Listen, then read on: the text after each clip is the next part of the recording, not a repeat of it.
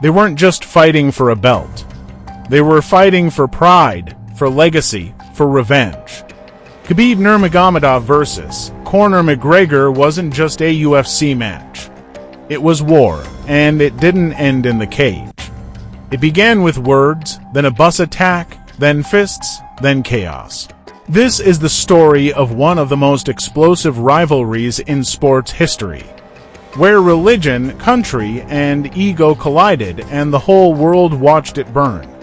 It started with two men from two completely different worlds.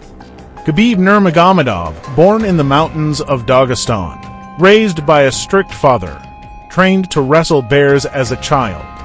A devout Muslim, quiet, focused, relentless, unbeaten, unshaken. Then there's Cornor McGregor, loud, flashy, fearless, the Irish superstar who talked trash, drank whiskey, and backed it all up with brutal knockouts. He called himself the Notorious, and he was the biggest name in MMA. They were destined to meet. But before they ever touched gloves, things went off the rails. In April 2018, Khabib confronted Cornor's teammate Artem Lubov in a hotel hallway, slapped him, humiliated him. Cornor found out, flew from Ireland to New York, fast, and brought back up. At UFC 223 Media Day, Cornor and his crew stormed the Barclays Center loading dock. He picked up a dolly and threw it through the window of a bus. Khabib was inside, glass shattered, fighters were cut.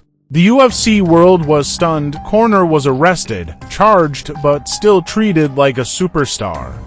For Khabib, it wasn't just about a fight anymore. It was personal. October 6, 2018, UFC 229, Las Vegas, Khabib versus Cornor. Finally, the trash talk was vicious. Cornor mocked Khabib's religion, his father, his country. He even called Khabib's manager a terrorist. Khabib barely reacted. He didn't throw chairs. He didn't scream. He just stared, but inside the octagon, he exploded. Round 1. Takedown, ground and pound. Round 2. Domination. Cornor landed a few shots in the third. But by round 4, Khabib had enough. He took Cornor down, smashed him. Then locked in a neck crank, Cornor tapped, and Khabib didn't stop. He stood up, yelled at Cornor's corner, and then jumped the cage. He flew into the crowd like a missile, tried to attack Cornor's teammate Dylan Donnie's. Brawls broke out everywhere. Inside the cage, outside the cage, punches thrown. People screaming, security swarming. It was total chaos. The Nevada State Athletic Commission suspended Khabib for 9 months. Fined him $500,000, Cornor got 6 months and a $50,000 fine. Dana White called it the darkest night in UFC history, but also the biggest.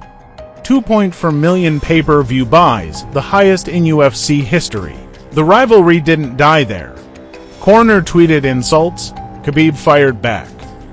Khabib beat Dustin Poirier, then Justin Gaethje, then retired, undefeated, 29-0. He said he promised his mother he wouldn't fight without his father, who passed away in 2020. Cornor tried to come back. Lost to Poirier twice, broke his leg in the second fight. The king had fallen and Khabib walked away on top.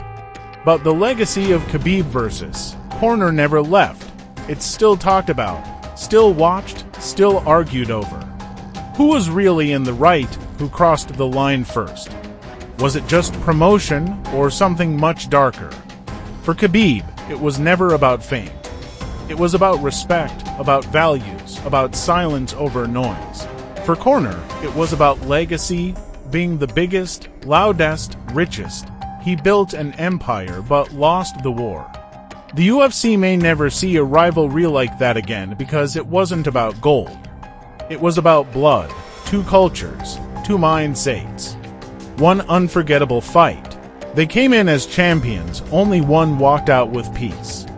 Who do you believe was right? Was Cornor just playing the game?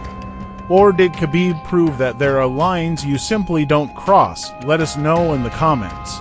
And don't forget to like and subscribe for more stories that shook the fight world. Because behind every punch, there's a deeper story waiting to explode.